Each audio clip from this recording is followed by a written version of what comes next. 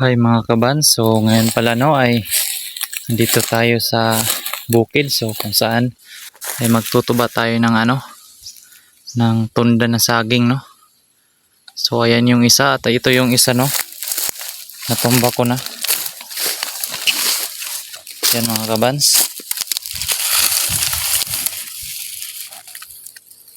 Yan, so atin itong sisipin o kunin no dito sa kaniyang subok para dalhin natin no sa sentro o sa ating bahay. So yung isa hindi pa masyadong guwang o matanda, so ito lang muna ang ating kukunin at dadalhin sa bahay.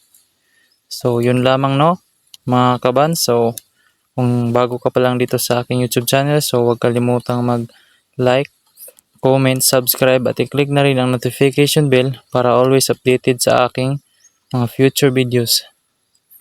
Hanggang sa muli mga kabans.